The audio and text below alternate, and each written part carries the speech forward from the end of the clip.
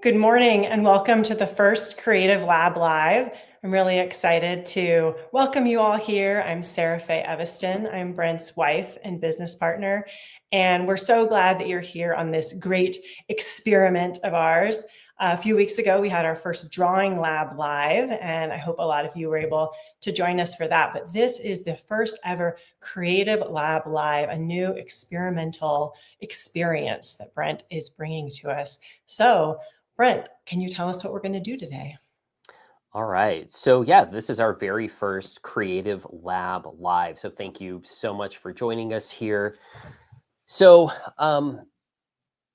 as most of you know, we are starting this new live series, and we are going to be doing these live sessions once every 2 weeks, so twice a month. And these live streams are going to be divided up into two different categories. We're going to have the Drawing Lab Live and the Creative Lab Live. The Drawing Lab Live is focusing on technical drawing skills, but the Creative Lab Live is going to focus on the creative process directly. So here is the reason that I think this is so important. So many students focus on learning the technical skills of drawing, like shading, perspective, things like that. However, they don't often focus on creativity as a part of this process. In fact, many of them think that as they're learning to draw, they must be learning to be creative because isn't drawing a creative activity? Well, the answer is it's complicated. So when you think about technical drawing, it's a very rule-based system. When we deal with observational drawing, looking at a subject and drawing it, we're dealing with very logical systems like perspective, like light logic, like color theory. And although drawing can be used as a creative tool, the act of traditional drawing is not as creative as you might think. So one of the biggest gaps I find in student skill set is learning how to think creatively and bringing that to their drawings. So here's how I like to think about this. Learning to draw without learning creativity is like having a computer that is not connected to the internet. Drawing as a tool is incredibly powerful, but without creativity, it is cut off from its greatest possibilities. So more and more, I'm seeing that students have this gap in their creative practice. And so this Creative Lab Live is going to focus directly on creativity as a teachable and learnable skill to make sure that when you draw, you not only have a set of technical skills, but you're able to be creative with your drawing. It's what you do with your drawing that really counts, not just how well you can draw the technical aspects. So in this creative live stream, this is not going to be as structured an approach as you're used to seeing with me. You know, for those of you who have gone through my drawing lab courses or my figure drawing courses, you know I really love to simplify complex information in a very structured way to lead people logically through the process. And although I'm going to try to do that with creativity, I wanted to create a space where we could explore, where you could experience some of the chaos of creativity. Whereas traditional drawing is very much about learning the rules of drawing, creativity is all about breaking rules. Creativity is going into the chaotic unknown to bring out new ideas. So what we're going to be doing today is we are going to be exploring creativity through our sketchbooks. I'm going to show you how to use nothing but a sketchbook and a pen to increase your creativity. And if we have time, we're going to do a critique of one of my creative projects that I haven't shown much. I'm going to flip the script, and instead of an instructor critiquing your student work, I'm going to allow you students to critique my creative projects. So this is all a bit of an experiment. It might go terribly wrong, but I'm pretty excited to try these things out and to see if they'll work. That being said, we may just end up getting caught up in the sketchbook exercises. So if we have time, we'll do the critique. So before we begin, there are just a couple things I want to get out of the way. First of all, um, part of being creative is bringing curiosity to things. So I want you to feel free to ask questions about what you're seeing. I'm hoping this can be a very interactive live stream. A lot of what I'm going to say may not make intuitive sense, particularly if this is your first time thinking about creativity. Or thinking about it in this really direct way. So ask questions, be curious, get involved in the chat. And of course, Sarah Faye will be here as always, going through the chat, making sure that the questions are getting to me. And remember, we get a lot of questions, so we may not get to yours, but Sarah Faye usually does a great job at figuring out which questions to bring to the forefront. So I'm also going to be asking you a lot of questions. And to start off, I'm going to give you a couple of questions before I go into my introduction to creativity. First of all, I'm very curious how many of you here have watched my YouTube video called A Different Kind of Sketchbook. So that's a YouTube video I created about how to keep a creative sketchbook. So I'm very curious about that. I'm also curious how many of you have actually enrolled in and taken my Becoming Creative course, where I really dive deep into what creativity is and how it works. So take a moment, for those of you who are here and in the chat, go ahead and answer that question. And I'm going to start talking about creativity directly. So I just made this claim that many students don't focus on creativity directly. And so many students push back on that. Like, well, I draw, I paint, I sculpt. Of course, I'm learning creativity. Of course, I'm being creative. And so let me ask you this. Do you have a definition for creativity? What is creativity? When we say something is creative, what do we mean by that? And I want to explore this idea because in my experience, creativity is often this very amorphous, ill-defined thing. So there are no wrong answers here. I just want you to throw some ideas in the chat if you're here before I give you my definition for creativity. And while we're waiting just a moment, I'm just curious, Sarah Faye, do we have an active chat this morning? Should I be asking these questions or do we still have people filing in? We've got a great chat, lots of feedback. Folks have taken many of your courses, and a lot of them have taken Becoming Creative, but many students have not taken any courses from your Becoming series yet. Correct. So folks did like the YouTube video and it inspired them to think about creativity in a different way, and that's why they're here. Great. Okay. And any unique ideas? Anybody throwing out some ideas of what is creativity? Well, one student threw it back at you and said that was what they were going to ask you. All right. Well, But I I've got will. some definitions too.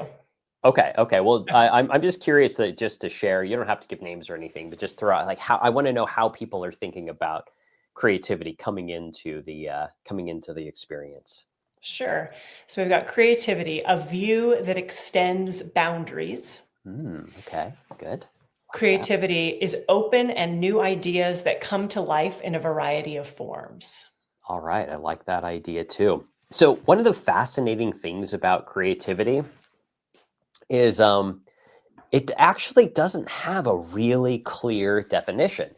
The dictionary definitions that I've seen, they're often kind of different from one another, and none of them are particularly practical to those of us who want to be in the creative field.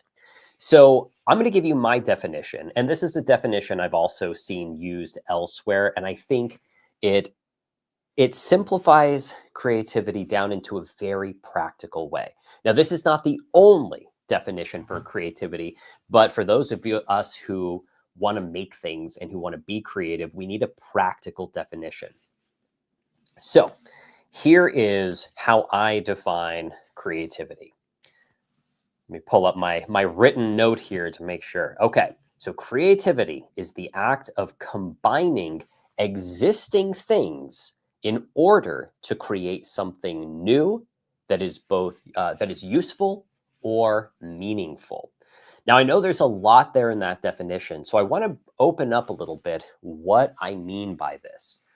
So, first of all, I remember years ago, I had an instructor make this claim that didn't sit well with me until I really understood it. He said that human beings cannot create new things out of nothing.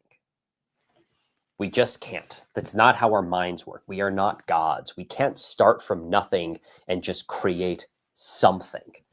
But what we are good at is combining existing things together to create new things. So that's the first part of this idea of creativity, this definition. Creativity is the act of combining existing things together. Again, we can't create from nothing, but we live in a physical world and we live in a world of ideas and meaning. And so everywhere we look, we can find raw materials that we can combine together to create new things. So now I want to explore the idea of new. Now, this gets a bit contentious, so I want to unpack this a little bit. But the act of creating something new is essential for creativity, something novel. So when you think of something creative, you don't think about it as something you've seen over and over again, right? It's something new. It's something that surprises us. It's something novel. So this is an essential component of creativity. It's not repeating what we've always done, or it's not seeing what we've always seen. It is finding something new, something unique, something surprising. So this is where the kind of art versus craft debate gets going. Whereas the idea of doing this is why I say that a traditional drawing, it's not necessarily an act of creativity unless you're bringing something new to that drawing that you haven't experienced before or that other people haven't seen before. So that's where the creative part comes in. And finally, the useful or meaningful part. So if we define creativity as the combination of existing things to create new things, the reality is that most new things are not meaningful or useful. They're kind of random or absurd, right? So in order for something to meet this definition of creativity, it can't just be random combinations of things. It must be combinations of things that are useful.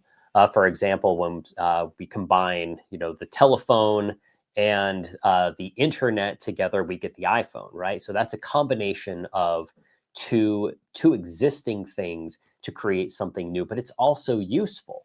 Whereas, if we combined, let's say, Rice Krispies with a stick, that's not particularly meaningful or useful, although it is a combination of things, right?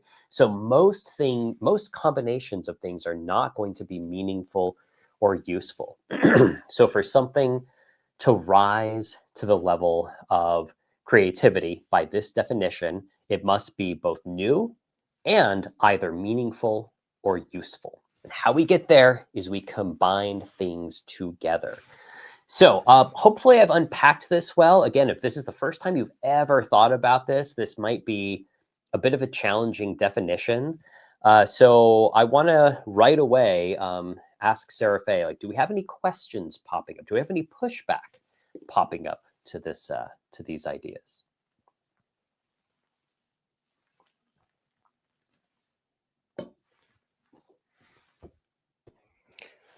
So far, folks are continuing to share their definitions of creativity. Okay. If you wanted me to share any additional ones.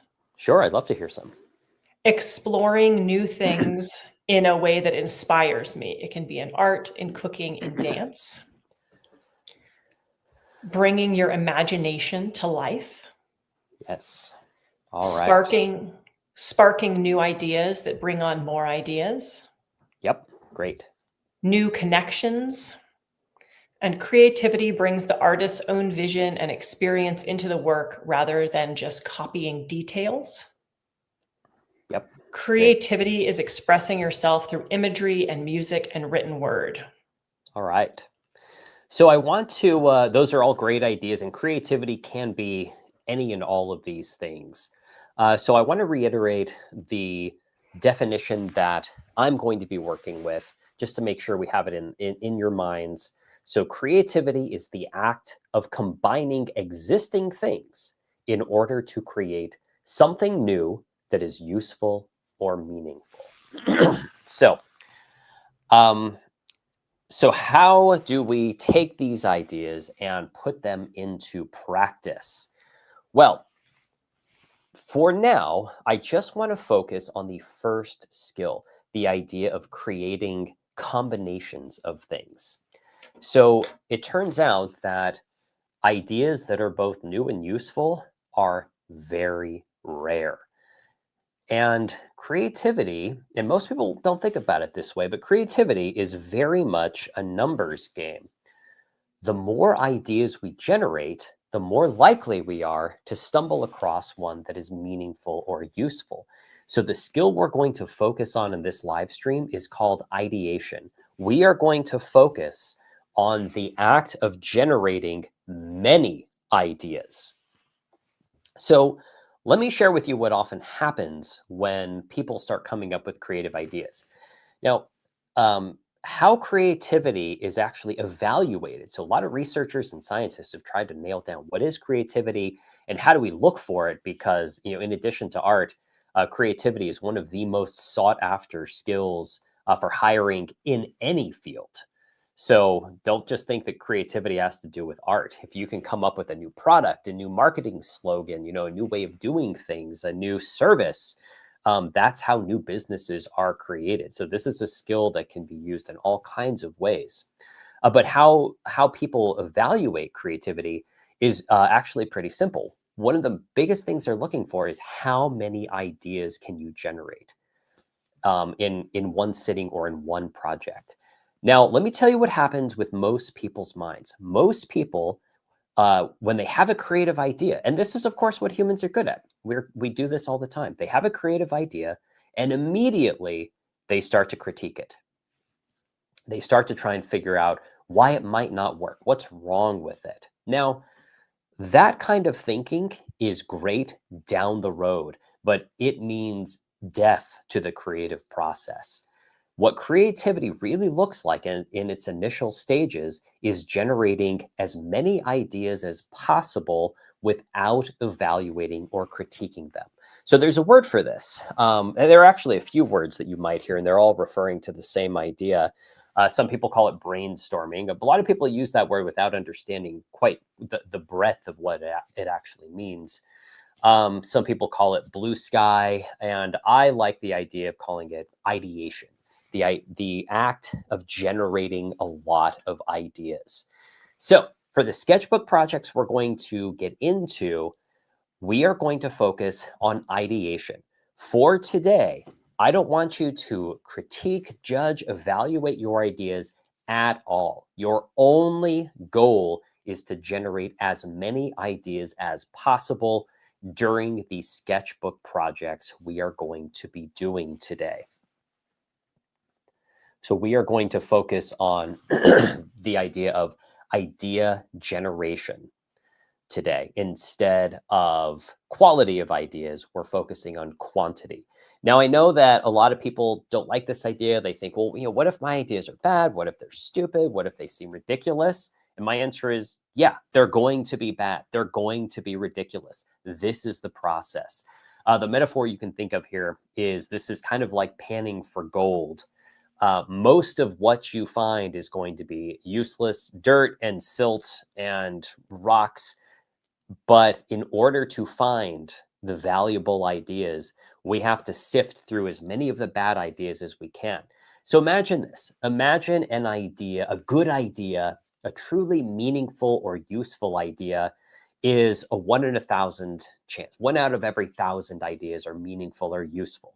Well, if you have one creative idea and you start critiquing it and figuring out why it won't work and you shut down that ideation process, then it's going to take you a very long time, or you're really never going to get to a good idea.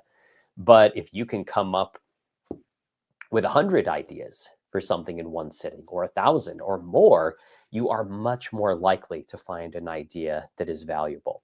So I know I've been talking a lot, but part of the creative process it's a thinking process, right? It happens internally, and we are going to get to the sketchbook projects in just a moment. But I just want to check in with Sarah Faye. How are people receiving these ideas? I know I've been talking for 20 minutes or so, but yeah, how are people receiving these? What are people thinking?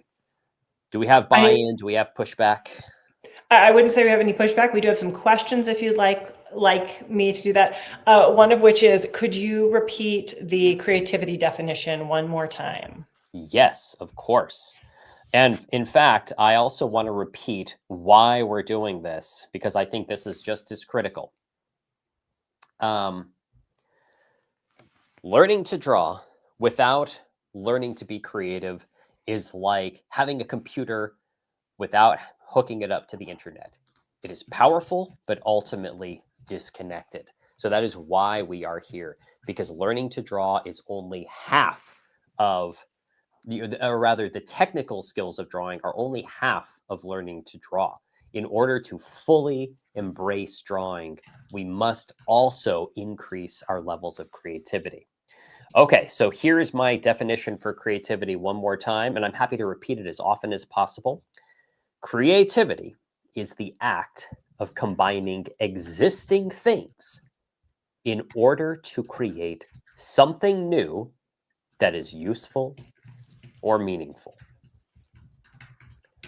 For those of you who are writing or typing, one more time, creativity is the act of combining existing things in order to create something new that is useful or meaningful.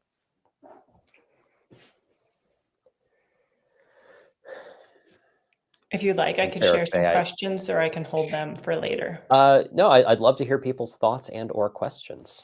All right. So, related to that definition of creativity, it might be useful or meaningful for me, but will it be for others?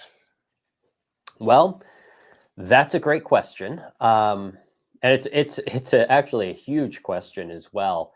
But it depends on what you're working on. So if it is valuable for you as an individual to expand your creative capacity, because this will feed into every other aspect of life. If you are more creative, it'll help you in your relationships, in your profession. It can help you with your health. I mean, you can apply creativity anywhere once you understand this process.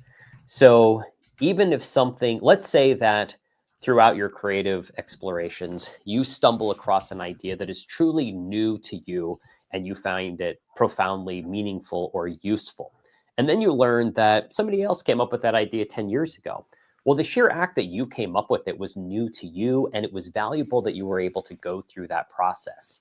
The way I think about it in terms of personal development, let's say, is that, if you're lifting weights and you get to, you get to a certain level of weight that's great for you, it's like, well, yeah, other people have lifted that amount of weight before, but it makes you healthier, right? It doesn't diminish the personal benefits for you. Where this gets a little complicated is if you're, say, applying the creative process in a business setting, right? You're trying to come up with a new product or a new service. Then, yeah, it's got to be scalable and meaningful or useful to other people. So it all depends, or are you learning creativity for your personal development, for in a professional setting? So that's one way to think about that. Any other questions, Sarah Faye? Well, I want to share this one, but I think it should be its own live stream. And Lynn asks, are people using AI to spark a combination of ideas? Oh man. Yeah, this is a fascinating question right now. So yeah, this could be its own live stream, and let me know if you want to do this. So I have created my own AI avatar using ChatGPT that I've trained to be a creative sparring partner, and it's been fascinating. I think it's a bit too deep of a question to go into in any depth here, but yeah, it can be like having a collaborator that does push and spark, although I've trained my little AI creature to push back on my ideas a lot. So, but yeah, so if you're interested in that kind of live stream, that could be fascinating. I don't know how visually stunning it would be, but it's, in terms of ideas, it could be really fascinating. Well, why don't you Any keep other? going with your plan? And I have some more questions for next time we want to take a break. Okay, great. Yeah, so let's get to the sketchbook project. So, couple things. So, we are going to embark on a number of creative sketchbook projects right now. Now, let me lay out a few ground rules. First of all, and for those of you who have seen my different kind of sketchbook video, today is not about good drawing.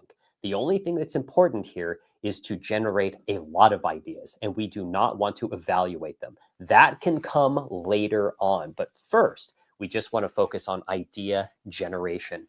Remember, that is the biggest thing that's going to make the difference between how creative you are starting with and how creative you can become, is how many ideas can you generate. So you want to break the habit of looking at what's on your page and thinking, no, that's not very good, that doesn't work. That is going to kill the creative process at this stage. Again, once you've generated 100 ideas, then you can go back later on and start to figure out which ones might be worth developing further. But our only task right now is to generate a lot of ideas. So here is the first project we are going to do. So this is going to be our little creative warm-up. Don't worry about how good the drawings are. We just want to come up with an idea. So what we're going to do is we are going to select a letter. Any letter of the alphabet. You have 26 options. Doesn't matter which letter. Once you have that letter in mind, I want you somewhere on a page of your sketchbook to just write that letter. We've selected the letter A. I've selected the letter A, and of course you can select whatever letter you want. Once you have selected your letter, here's what we're going to do. Instead of writing the letter, I want you to draw that letter in as many different ways as you can think of, while still making sure it is legible. That if you showed it to somebody else, they would say, oh yeah, that's the letter A, or whatever letter you have chosen. So to start off, I'm going to give you a few basic ideas. So I've started off with a very simple letter A here. So one minor variation, and this is not a creative act, we've all seen this, but we've seen these little forms on letters. These are actually called serifs. The claim is that serifs make it a little easier to read, right? So now we've turned this really basic letter into a serifed letter, right? So there's one variation. Not particularly creative, but it's a variation. Now maybe we will slant this letter. And I'm trying to thicken up the lines here to make sure you all can see them. All right, so it's a little different, right? Can we still read it as the letter A? Yes, we can. Now, what if we take this and we keep the idea of this slanted letter A, but let's extend one of its legs here, put a little curly Q at the end of it here. And instead of just the normal straight line going across, I'll have a curved line. And maybe I'll create a little decorative thing here and here. Can we still read that as the letter A?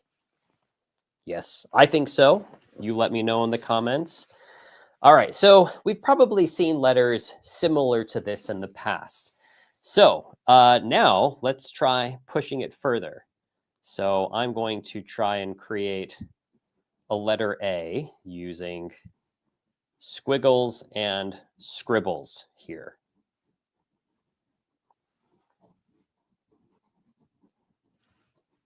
So we're changing up the line. Is it still legible as the letter A? And by the way, if you've got some ideas, you don't need to just sit here and watch me. I'm going to work on this with you, but go ahead and start with your own letters.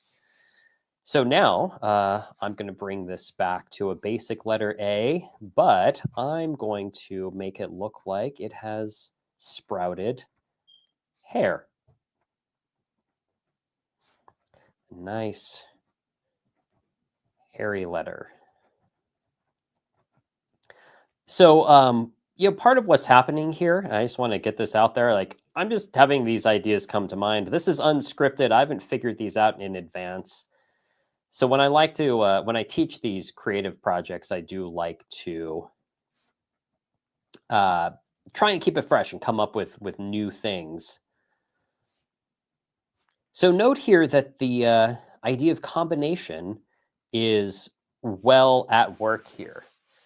So this is the basic letter A combined with, these sort of textural marks that indicate hair. This is a letter A combined with scribbly marks. So this idea of combination is working here. All right, so now let's push it into some different territory here.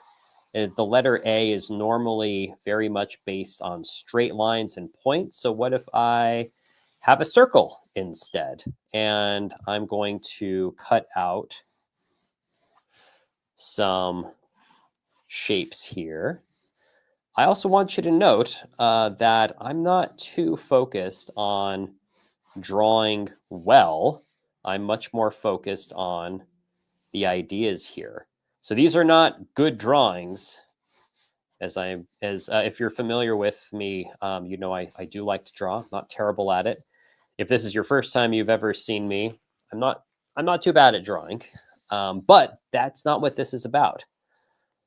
All right, so what about this here? This is another version of the letter A made entirely out of circles, right? So we've subverted the idea of A as straight lines meeting at points. I think this is pushing it a little bit. Is this still reading to anyone as a letter A? Are we seeing it? Or is this just gone too far? And by the way, pushing an idea too far is exactly what you want to be doing during the ideation process. Figuring out where these limits are is great. Now, for those of you who have watched my sketchbook video, you are likely familiar with the idea that I talk a lot about the idea that your ideas should remain private in your sketchbook. And obviously, I am just putting those ideas out there here. Now, this is something I do as an instructor. I've gotten pretty shameless about putting out bad ideas because that's part of the creative process. But nobody is seeing your work, so feel free to go wild during this project.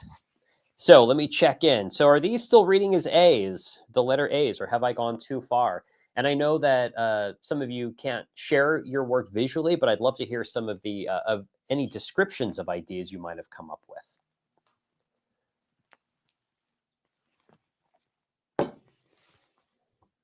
How are we doing, Sarah Faye?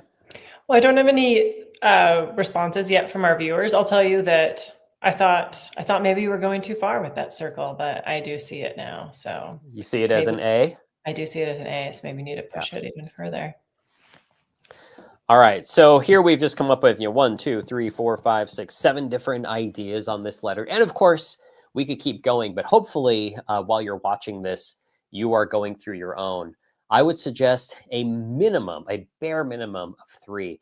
But this kind of creative process, you could do this essentially forever and keep coming up with, new versions of letters by combining different kinds of line quality, different kinds of textures. The only thing we're worried about here is it legible? Sarah Faye, you said you might have some additional questions. I do, but I now have some feedback about this creative project that I'll share with you. So Valerie chose Z, and it's a snake with small bat wings. Oh, okay, I like that. We have a B, ended up, it's moving, various animals. A C as a mouth with teeth. All right. Tried to make the letter M into a face with eyes, nose, and sideburns. All right. So a lot, this is interesting. So a lot of turning it into other objects. Okay, I like that. A J that looks like a fish hook. Okay. A P, and she chose to try a faceted letter. Ooh, I like that. An A is an island mountain with a small cave and a path leading down to the water. And we have mixed feedback about the A, your A, looking Which like an one? A. The circle A? Well, I'm guessing so because that's the one you specifically asked. But Yeah. Daphne says the circle is too far if you intend to keep it by itself. Yeah. So without that context. All right. But if we did put other letters next to it, it might work as well. Yeah. All right. So I feel like I've kind of, filled a page here with various A's. I've continued to go. But so projects like this are really fantastic. And I want you to pay attention to what's going on in your mind right now. Do you feel yourself putting out an idea and then having doubts about it? And again, that's normal, but the goal here is to generate as many ideas as possible without evaluating them, just, throwing out ideas and trying things out and getting used to the idea that some of them are not going to work out. And that is perfectly fine. In fact, you should attempt to figure out where the boundaries are. And the only way to do that is by pushing an idea too far, by pushing it beyond where it works. All right. Any other questions or feedback? So these were questions more generally about creativity when we were talking just creativity generally before talking about this project. Okay. And a question wondering about how your definition that you shared applies to an artwork like a Monet, or does it not apply? An artwork like a Monet. Well, so one thing about every art movement is it's not useful in a utilitarian sense, but there are philosophies undergirding them, which means they become meaningful. So when you look at something like a Monet, the whole idea of impressionism was to represent reality in a different way that's still cohesive, that still makes sense, right? And so when you're dealing with impressionism, it's not, can I capture every detail? It's, can I give a fleeting impression of this? So it almost looks like it's like in a windy dream or something, right? The edges aren't as defined, the colors are still there, but there's an out of focus, impermanent quality, which is often how life feels, right? So that's one of the reasons why that resonates. So here's how it might resonate or work with this definition. It's a new way of seeing the world, right? Nobody had ever tried to do a painting that way. We could say the same thing about like cubism, right? Nobody had ever seen the world in that way. But it becomes meaningful because people find a truth in it. When you picture an object in your mind, if you picture any object, it's not a clear image, right? You don't include every possible detail. It's not in high definition. It is kind of fleeting, right? It does have an impermanence to it. And when you see that reflected in a painting, it kind of validates that worldview. I think it becomes meaningful. Now, these are just my thoughts off the cuff. That's part of doing these live experiences. So I might think about this later, but hopefully this idea of how it meets this definition is resonating with you. It's reality combined with the idea of fleeting perception, and that combination becomes meaningful to people because it feels like it resonates in something people experience that they had not seen before. It reveals a truth about experience and perception. How did I do there, whoever asked the question? I'll let you know. All right. Do you want another question? Yes. You keep talking about ideas, but ideas about what? Do you choose something to think about? Yeah. So the ideas are, I'm trying to open up a general process, but the ideas, the process, the creative process, the idea of ideation doesn't make sense until we give it a purpose, right? So that's what we've just done with this sketchbook project. We've generated all of these ideas that are a variation. Now, in and of itself, generating an endless number of different letters is not useful, but what we're doing is building these muscles right now. So let's say if you work for a company and your boss comes in and tells you, like, let's say you make, I don't know, coffee mugs, right? It's like, we've been selling the same mugs for 20 years. Here's our line. We need something new. We want to break open the whole idea of coffee mugs, and we want to revolutionize what a coffee mug can be, so we can corner this new market and increase our revenue, right? So this is a very practical approach. Well, then now you have the ideas are coffee mugs, right? So then you might want to say, I'm going to come up with 300 different ideas for coffee mugs. So for example, let me let me share this. So part of what I wanted to do today was share some sketchbooks. So I just kind of wanted to show you. Again, this is generally speaking, a terrible idea, but I became interested in, or I studied furniture design for a little while. I learned that I'm not particularly good at and don't particularly enjoy making physical things. But so this was a project where I was trying to come up with a new idea for a chair, and could I create a chair out of one single plane of material and fold it in different ways, right? So this is where the idea part comes in. You have to turn this process toward a particular function. And notice, like, at no point am I just going to say abstractly, generate 30 ideas, right? Because that doesn't even make sense. We have to turn the creative process towards something specific. Maybe it's, coming up with 30 ideas for, a creature in a film, or it's, 100 ideas for a costume for a particular character, or, 100 ideas for a new kind of, boss in a video game nobody's ever seen, right? So you have to have some intent in mind for the ideation process. So again, this is a very old sketchbook from years ago, but I wanted to share, like, I have a few ideas here, but I just wanted to show you, like, what this process looks like in practice. So then I just start sketching different variations, right? Coming up with idea after idea for different ways to make a chair out of a single plane of material and fold it in different ways, right?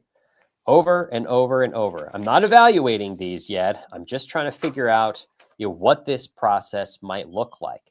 And once I've, generated a number of ideas for this, you can see I start to go back and circle a few. So I don't evaluate them right off the bat. I'm just generating many ideas, many variations, many iterations before I go back and say, okay, here are some of the ideas I like. This is actually, I think, the shape that I actually went with.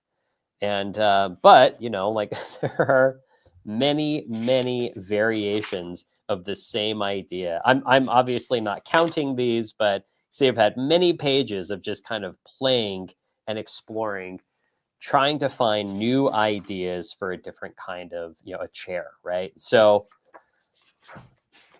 again, the process must be turned towards something.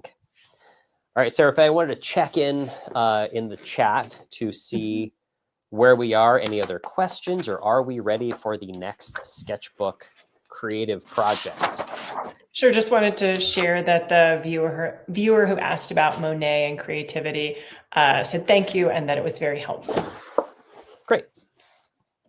So let's move on, and we'll have some more questions next time we have a break. All right. So so here is our next sketchbook exercise. So what I want to have you do now is draw a shape on your page. Now, if you have some drawing experience and you feel comfortable drawing a three-dimensional shape, like a cube or a cylinder, a sphere, some kind of box, great. But if you don't have enough drawing experience for that, that's okay. You can do a flat shape. So instead of a cube, you could start off with a simple square. But what I want you to do is, start with the cube and see what you can turn it into. See what object you might be able to turn this into. So for example, starting with the cube, we might start off something, really simple, right? We might turn it into a basic house, right? We might put a door there, maybe a window. All right, so this is a very simple version, right? We started with a cube, we turned it into a house. So next, we want to come up with as many ideas as we can to turn a simple shape into something else. So now I'm going to put a cylinder beneath that, and we'll turn it into some kind of a cube-shaped tree. And again, I want to say, like, I did not plan any of this out in advance. I'm just trying to come up with some, strange ideas just to demonstrate the creative process. I'm not claiming these are good ideas. They're almost certainly not good ideas. But again, we're just exploring ideation. The goal is to start with a simple form and to turn it into as many different things as possible. And once again, I want to reiterate that if you don't feel comfortable drawing a three-dimensional form, start with a square, start with a triangle, whatever shape you want. It can be simple.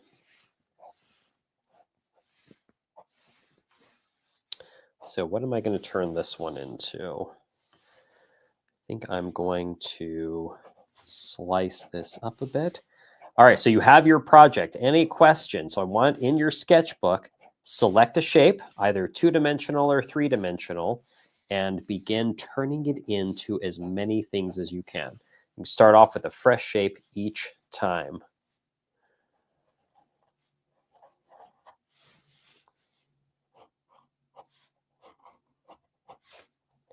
And I'm going to be working on mine. Again, I want to note that I am not planning this. I'm just playing around in the sketchbook, trying to generate new and interesting ideas. Sarah Faye, if you have anything to share here from the chat, feel free. Well, we have some questions about the sketchbooks and specifically the chair project. So let's talk about that. Okay. Sure. I wonder what happens once one has accumulated some amount of creative sketchbooks. For example, did this chair exploration lead to some other creative project or maybe some learnings?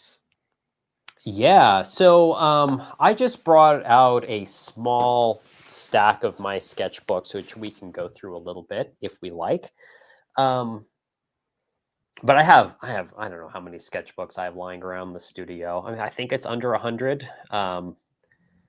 Also because many of my ideas I've started, instead of putting things in sketchbooks, I've actually started putting them on either 3x5 or 8.5 by 11-inch cards, then posting them all over my walls. So I kind of have these immersive living sketchbook installations at my studio. I'm happy to, I don't think I can share images of that during this live stream. But yeah, so the only reason I don't have hundreds of sketchbooks is because I also have these other ways of getting out information. But I actually built that chair. I built it out of cardboard. It lasted for a while. And, this is a project I did 20 years ago. I mean, a lot of these sketchbooks are old. Again, it's great to be able to distinguish between, are you engaged in a creative project to increase your creative prowess, right? The exercises, right? This is the idea of like, running on a treadmill or lifting weights. Like, are you training, or is there some actual function you have in mind? And so the chair was, well, this is the curiosity part. I was curious. Could I do this? Can I get my idea into reality? I mean, there's something really addicting about being able to take a creative idea of yours and to put it into reality. And then beyond that, yeah, I mean, it increases my creative capacity. And a lot of these are just for the sheer joy of doing them. I'll show you another project that's actually in the same sketchbook, just to give you an idea. This is about being creative in the world. I got it in my head that I wanted to propose a walk-in camera obscura somewhere in the city I lived in. Again, this was 20 years ago or so. But so I just, I don't know if you all are familiar with camera obscuras. You can think of them as like a pinhole camera, but let's say if you're in any room with an exterior wall if you were to poke a hole in that wall, then as daylight came through it, it would actually project an image of what was outside, flipped upside down on the back wall of that room, assuming the room is otherwise dark. It's pretty incredible. You don't need a lens or anything else to do it. Maybe I'll do a workshop on that. But I have all these designs for these different kinds of camera obscuras. I remember picking a site in the city I wanted it to go. I don't know what I was thinking. Like I was going to go to the city council and get funding. I mean, somebody might have done something like that. But it was just a creative exercise. I knew in my head that this was not something that was probably going to get done, but I was curious about it. So I tried to design, a structure that you could walk in the dark and have this camera obscura experience. Here you can see all these different variations. Again, the important thing here isn't that you understand the physics of camera obscura, but these are just the kinds of interesting projects I like to play with in my mind, because I like the way it feels. I like the way I think. It helps me to think, and it's just to me a profound way to experience creativity. So this particular project didn't lead to anything. The chair did. I ended up creating the chair and had it for a long time until it was made of cardboard, so it eventually degraded after many years. But what both of those projects did is it increased my capacity to be creative. And to me, particularly as a creative professional, that in and of itself is valuable. I'd love to hear any descriptions of what people, what shape they started with and how they turned it into to something unique. Well, I'll certainly let you know if I hear answers to that question. Can we talk a little bit more about sketchbooks? Absolutely. So, how many sketchbooks do you recommend a viewer has? A viewer has? Well, so in this particular live stream, we're talking about creative sketchbooks, right? And so at this point, like when I want to practice my technical skills, I don't do it in a sketchbook. I do it on a loose sheet of paper. But many people, including myself when I was younger, do keep sketchbooks to practice technical skills. I had an anatomy sketchbook, for example, where I would copy anatomical diagrams from my anatomy books. I kept a figure drawing book where I would not just draw like the raw muscles and bones, but actually like study different parts of the body. But I've also always kept creative sketchbooks where, again, the goal here is that they're just to collect ideas. So let me open up a few of these creative sketchbooks. Now, again, I want to be very, very clear. Say potential project ideas, visual experiments. What a perfect first page for a sketchbook, right? I have no idea when this was, many years ago, but I want you to notice a couple of things. One is when you're dealing with a creative sketchbook, again, it's about capturing ideas. These are not good drawings. You see, I do have, if you have just joined me here for the first time, like behind me, I have drawings. I actually cared if they were good drawings or not. So you can see some examples of those. I do actually know how to draw. But what's very funny is when I'm often out in the world and somebody sees me with a sketchbook, particularly if they know who I am, they'll want to see the sketchbook, right? They'll ask to see it, and often what they find is they're often really disappointed because there's a ton of writing. You'll notice there's a lot of writing in these sketchbooks, but also the drawings are.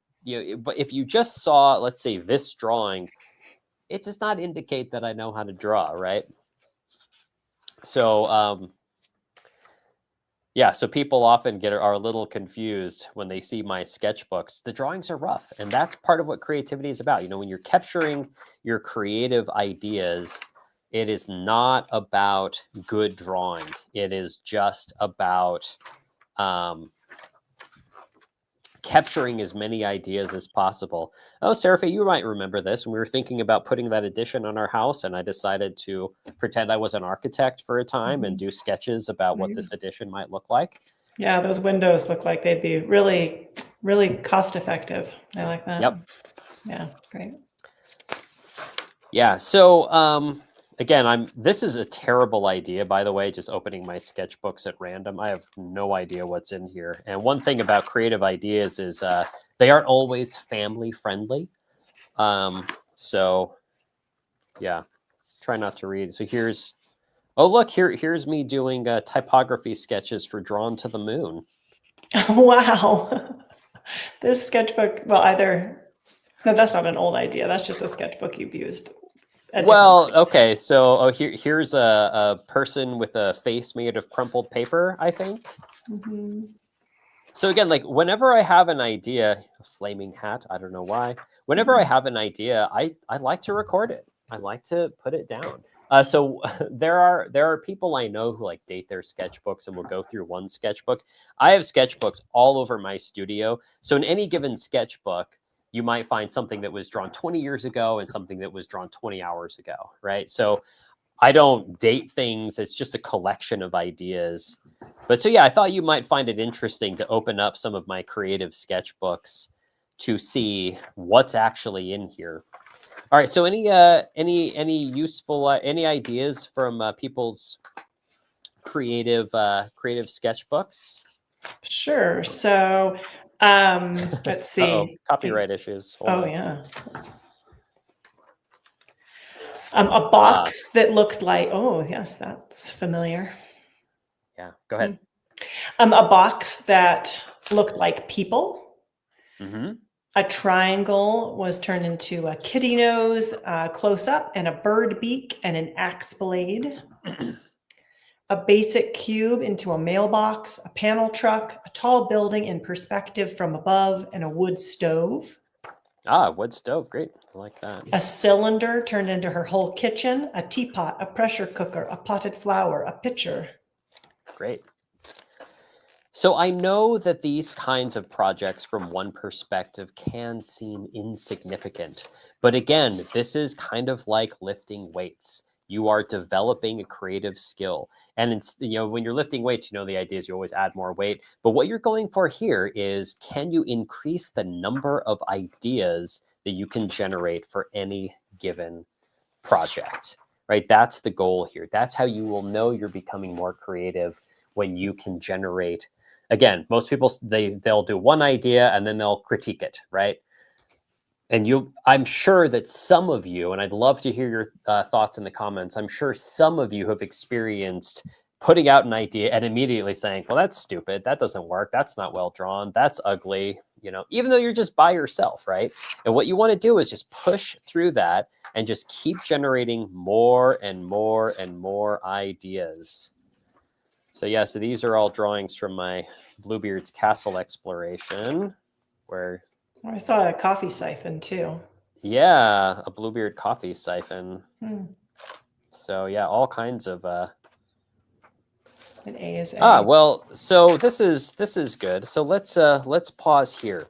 So before we go on, I just want to reiterate, any project you can come up with to either combine existing things to create something new, or just give yourself a project where you do endless variations on something.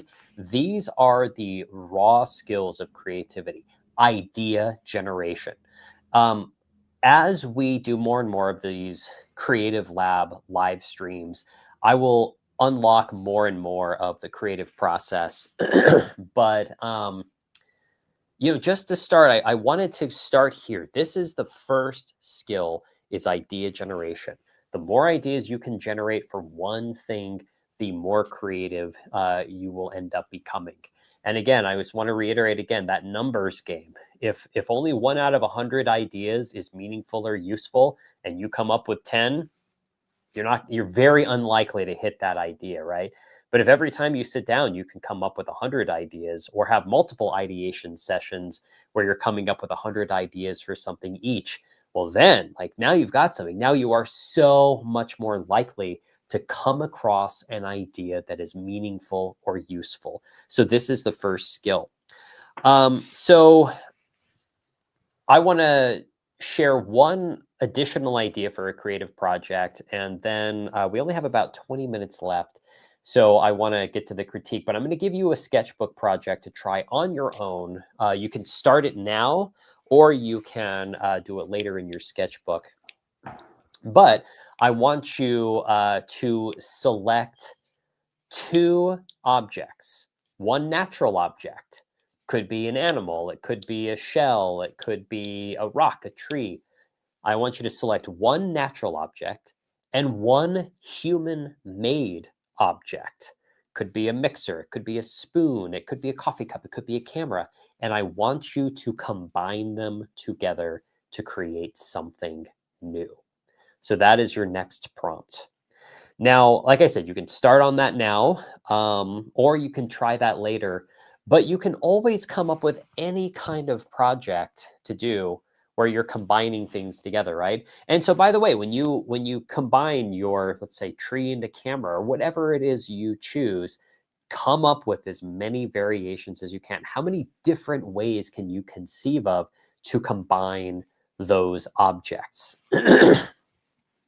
It doesn't have to make sense. For now, they don't have to be good ideas. They just have to be new ideas, right? That's the goal, to come up with new things and ideas. All right, so as I mentioned earlier, one of the things that I really want you all as students to get good at is critique. And I know that there's so much content with instructors critiquing student work, but we're going to do a bit of an experiment here. I'm going to share with you a creative idea for a project that I had. I'm going to share a few pieces, and I want you to critique my work.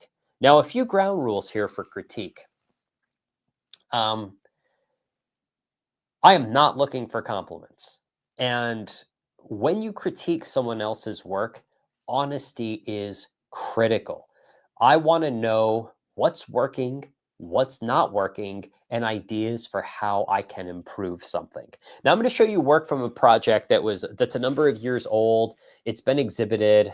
I don't know if it's good work or not. You know, these were just experiments, but I want to give you the opportunity to critique my work instead of me critiquing your work, as we would do in a more traditional setting. So I'm going to share the idea, and then I want to hear your thoughts, opinions, and ideas. And again, you know, compliments are nice, but in terms of improvement, they're not particularly useful.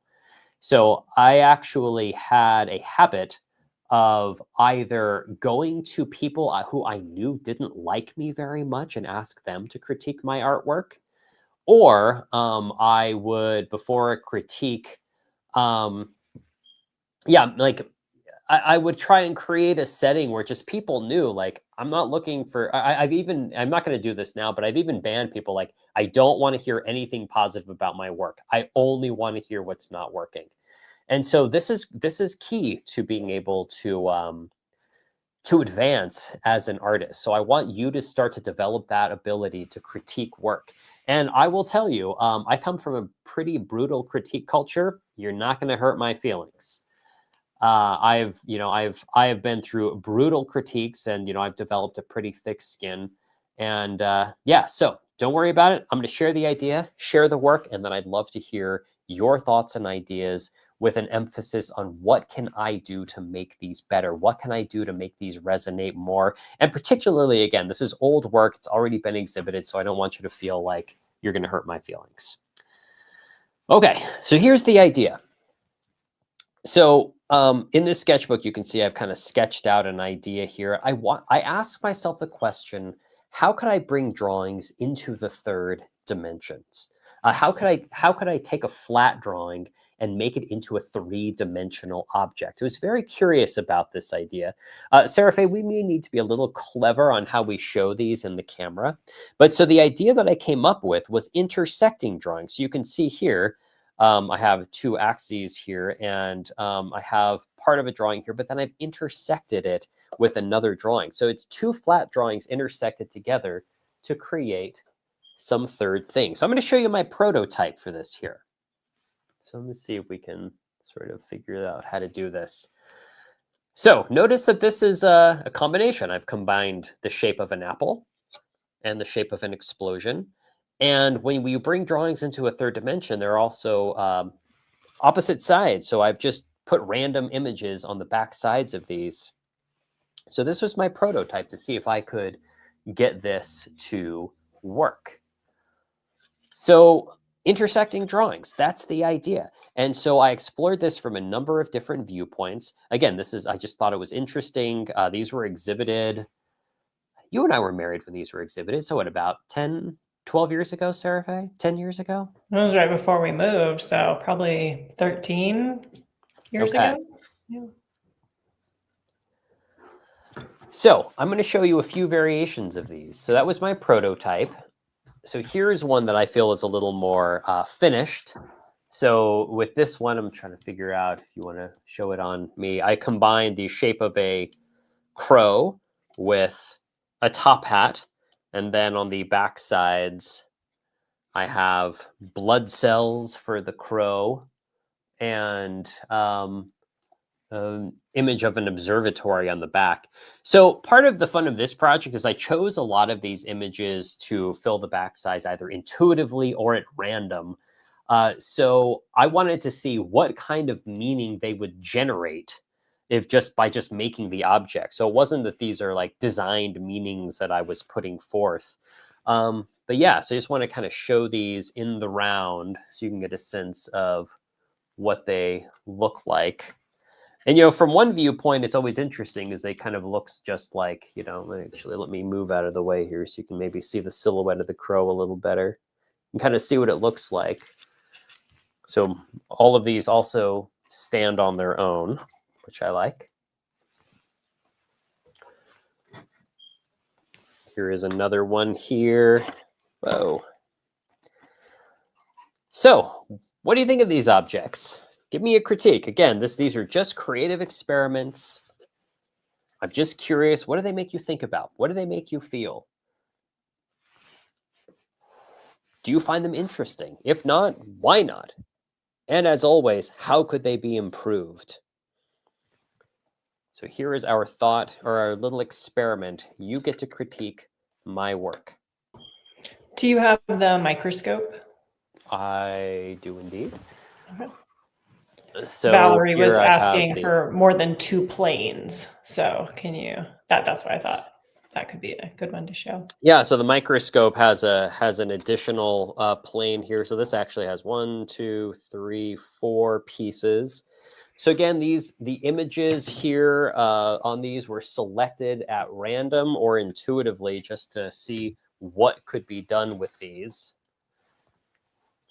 So here I've got one side of the microscope. I have this storm. Here is the traditional image of the microscope. This one's particularly interesting, I think, because this one really does, if it's just sitting up on a shelf, looks like a real microscope. There's a bit of a trompe-l'oeil effect going on. So yeah, and I have I don't know how well these are reading, but a crowd of people down here, an electrical diagram down here. So I've got all of these different kinds of, planes and facets. Each one has, they're supposed to be exploratory. Each one it's something different to look at. I think I had about a dozen of these as part of an exhibition at some point. Some of them have been sold. Some of them are still, downstairs in my studio. But I'm glad I got to keep the crow. I really like this crow one quite a bit. All right, do we have any thoughts coming in? So we have more. Valerie thinks the mixer boot is funny. Oh, funny. Okay. Yeah. Anari says that they like the crow hat. Something about the two together feels synchronous. Crow hat. Yeah. So that brings up an interesting idea. A lot of times there's this feeling I get when working with creative projects where something seems compelling to me. I totally agree. I know what you're talking about. For some reason, the crow and the top hat, they felt like they went right together. But I often can't explain why. I just know I find it compelling for some reason. And sometimes those reasons reveal themselves later on, sometimes not. But for me, during the creative process, I trust those intuitions. A combination that's compelling to me is worth exploring, even if I can't explain its meaning or purpose at the time. I still feel that's enough of a reason to just move forward and to see, what can be done with it. So Lynn shares, I would like them better if they told a story. The randomness doesn't give the art meaning. Yep. And that is so common with contemporary art, right? There's so much randomness in it that people do find it difficult to connect to it. And I think that's one of the reasons why there's been such a huge resurgence in traditional drawing, because it is a much more meaningful pursuit rather than you're just kind of a jumble of abstract ideas coming together. All right, any other thoughts or opinions to share? Those are all the critiques that have come through so far. All right. Yeah, so I think we're going to start wrapping up this live stream. I hope this has been useful. I know we've covered a lot of ideas here, but I just want to, before we go, reiterate a few of them. First of all, I want to say once again that drawing without creativity is like a computer that's not connected to the internet. It's a powerful tool, but it's ultimately cut off from its greatest possibilities. So for those of you who are learning how to draw and focusing on the technical parts of the drawing process, I really want to encourage you to explore the creative aspects of drawing as well. They go hand in hand. The technical parts of drawing will, they'll give you a powerful tool, but you need to be able to put that tool toward something. It's what you do with those technical skills that count, not the technical skills in and of themselves. So that's why learning to draw is so critical here. The other thing I want to reiterate, I want to go through my definition for creativity one more time. So what is creativity? Let me get my written down definition here just to make sure I'm giving you the same one each and every time. I typed it up so I can share it if you don't find it. Oh, good. You want to say it this time? Okay, why don't you do it? Go ahead. Creativity is the act of combining existing things in order to create something new or useful. Great.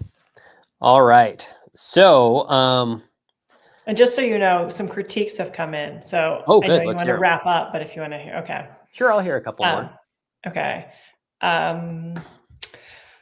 Nancy says, the top hat and crow works for me, and the boot and the blender facing forward was engaging, but I'm struggling more with the back sides, agree with the lack of meaning overall. Yep.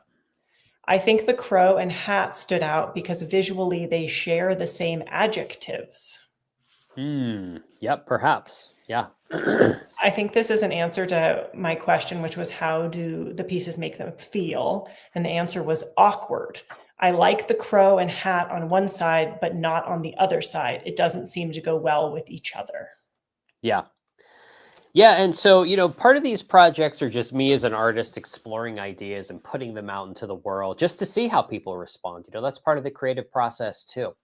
And, to be clear, I don't think of these as deeply meaningful and resonant. It was just an idea that I had, I wanted to explore, and I had a lot of fun making them. And again, to me, searching for combinations of what is meaningful or useful.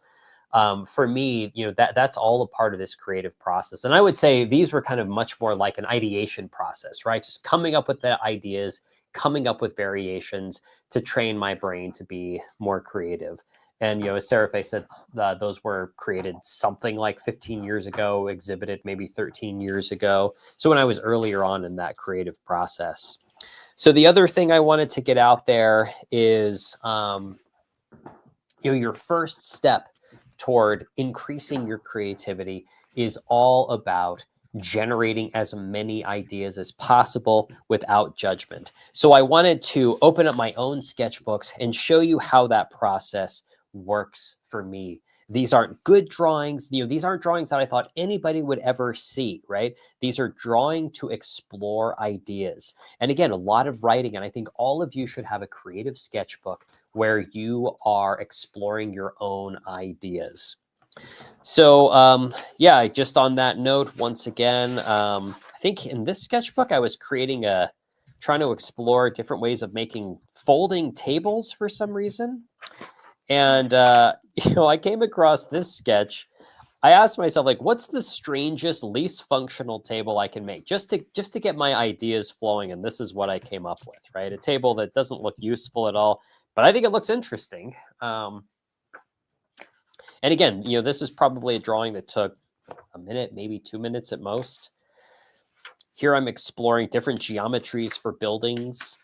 So again, this first skill is essential. And that's part of why I chose, these strange objects to start with, because they're not meaningful or useful yet, but they're all about generating ideas. Can you generate new ideas by either combining things together or coming up with variations? That is the first critical skill. Now, as we progress with these creative live streams, I'm going to be opening up more and more about the creative process. But as we're closing now, I'm going to ask you to do something. This is a ritual that I want to start in these Creative Lab Lives. When you're dealing with creative projects, unless you are already in a creative profession, usually you need to have some kind of discipline or accountability to bring them to fruition. So right now, what I'd like you to do is start to think about what creative projects might you want to bring into reality.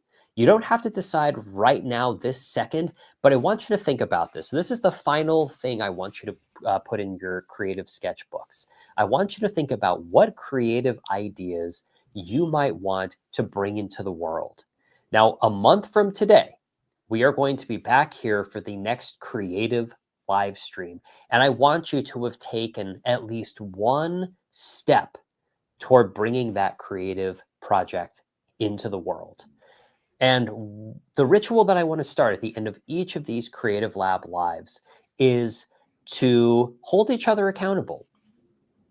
I want us to be able to explore creativity practically, but also for us to work on our own projects. Now, again, this is not a requirement for you to come to these live sessions. I'm not going to be calling anybody out or checking in, but I'd love for you to get into this habit. What is a creative project that you might want to bring into the world? Write it down, and by the next Creative Lab Live, I want you to have taken at least one step toward that project, even if it's something small. Maybe you've always wanted to exhibit your work at a coffee shop. Maybe it's just an individual watercolor painting that you've had an idea for that you haven't done yet. But I want to hold each other accountable. Every time we have these Creative Lab Lives, I want these to be a time where we check in, where we ask ourselves, were we able to engage in what we set out to? And again, like, if you haven't, that's okay, but I want to try and add some structure to your creative life. Because as a creative professional, I will tell you that for years, until this became a profession, nobody cares but you, whether or not you get your creative work done. And so I think having some kind of structure, having just a little bit of accountability of saying, that Creative Lab Live is coming up next week, and I haven't called the coffee shop to see if they'll exhibit my work, or I haven't started that painting yet, that can be so powerful. So let this be your final sketchbook project. Think about it, what creative project you might want to bring into the world, and before the next Creative Lab Live, take at least one step toward bringing that to fruition. So we are about done here. If there are any additional questions or comments we have coming in, I'd love to hear them. While people are thinking if they have any final questions or comments, I just want to remind you we are now doing a live session every 2 weeks, Wednesdays at 10 a.m. And we're going to alternate between the Drawing Lab Live, which is going to be much more traditional drawing skills, and the Creative Lab Live, where we are going to explore creativity as a subject in and of itself. So the next live session will be a Drawing Lab Live. And Sarah Faye, do you have a date for us on that? Yes, and I just shared them in the chat, so folks even have the links. So the next Drawing Lab Live is actually next week on Wednesday at 10 a.m. our time zone, and that'll be the Drawing Seed Pods Drawing Lab Live. And then the next Creative Lab Live is actually in 3 weeks from today, and that'll be October 22nd. Yes, thank you. And could you say those dates one more time? So yeah, so the next Drawing Lab Live is next week, And the next Creative Lab Live is 3 weeks from now. Yes. And if you could repeat those dates one more time, Sarah Faye. Sure. So the Creative Lab Live, the next Creative Lab Live is October 22nd. So that's 3 weeks from today. But next week on October 8th, that'll be Wednesday, same time, 10 a.m. our time zone, we'll be drawing seed pods. And that's our next Drawing Lab Live. And one of the questions we've gotten a number of times this morning is, will the replay be available? And it is. So if you got an email from our newsletter or through some other channel, that link will work for you to watch the replay, or you can always go to Brent's YouTube channel and there's a live stream playlist and you can watch any of the lives again. Great. Any other final questions or comments before we wrap things up? I was thinking about this challenge you gave everyone of setting a task to do, and a number of people had commented on the challenges of a prompt for creativity or the just feeling the overwhelm of getting started. And I was wondering if maybe for folks who this was all brand new to them, how about a prompt of maybe watching a different kind of sketchbook video and starting their own creative sketchbook before our next Creative Lab Live. That's a great idea. So yeah, so just to reiterate, you're saying that if you're feeling overwhelmed or if this is all brand new to you, instead of trying to bring a project to fruition, you're saying let's just commit that before the next Creative Lab Live, you watch the different kind of sketchbook video on YouTube and start a creative sketchbook. Is that what you're saying? That was my idea, yes. Yeah, I think that's a great idea. And again, if you're so inclined and you want to think of a different project, that's great. But yeah, that's if this is all brand new to you and you're feeling a little overwhelmed, then yeah, just committing to starting a creative sketchbook and watching that video about how creative sketchbook works. I think that's a great idea. Any other final questions or comments? If you wanted to wrap up, a comment about critiquing your own work or the pressure of messing up a nice sketchbook or finishing a sketchbook, or just this idea of the pressure of committing to starting a sketchbook. Yeah, are people feeling pressure about starting a sketchbook? Well, definitely some questions about messing up a sketchbook or needing to finish a sketchbook. Sure. Well, I want to remind you again that when you look through my sketchbooks, these are not good drawings. In fact, there are a lot of really bad drawings in so many of these sketchbooks, and I think that's such a critical. This one's mostly empty. Yeah, mostly empty. Yeah, but these are not good drawings. These are they're scribbles, right? They're just ideas. This is a creative sketchbook is not about good drawing. A creative sketchbook is just a place to go and record ideas. And as I said, oh, hold on, my earpiece fell out here. Anyway, a creative sketchbook is just about recording new ideas. And when I'm out and about in the world and people come out, they'll see these sketches. And for those people who don't know me, they think, well, gosh, that guy can't draw. He sure needs to practice. And for people who do know me are often disappointed because they wanted to see some real drawing and instead they find these scribbles. That's okay. That's the whole point of a creative sketchbook, is that you can't mess it up. It's not possible to mess it up. You go in knowing that most of the ideas you record are not going to be particularly good or useful, but it's the process of trying to generate ideas and recording them. So one of the things I talk a lot about in the creative sketchbook video, which I hope you go watch, and I think it's a great way to end this video. I talk about the idea that we all have creative ideas all the time. How many times you're doing the dishes or taking a shower or walking your dog or whatever, how often do you have an idea? Maybe it's an idea for a conversation you need to have with a friend. Maybe it's an idea for a photograph you want to take of your family. Maybe it's a different way of rearranging your living room that you think might make an improvement. Remember, any idea can be creative. But most of the time, when we have these ideas that flash, we think, oh, it's kind of an interesting idea. We just let them go by.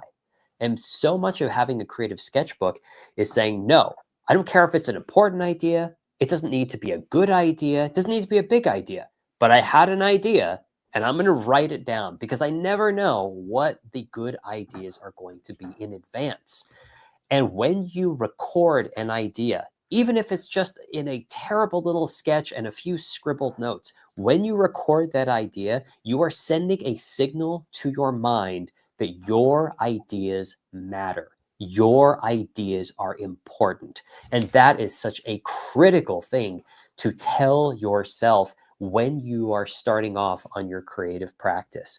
And when you tell your mind that your ideas are important, when you demonstrate your ideas are important, even the bad ones, even the small ones, when you demonstrate that by recording them, your mind will say, oh, okay, I think now that I know these are important, let's come up with more of them.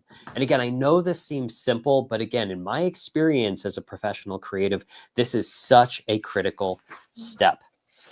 So thank you so much for joining me here. I hope you found this useful. Again, this was a total experiment. I hope it went well. I hope you found some useful things here. Please go and watch the Creative Sketchbook video. If you're interested into a much deeper dive into the creative process, I highly recommend checking out my Becoming Creative course. There I define what creativity is. I go through the entire process of ideation, of how to evaluate ideas, and how to bring projects into fruition. So if you want that deeper dive into the entire creative process, please check that out.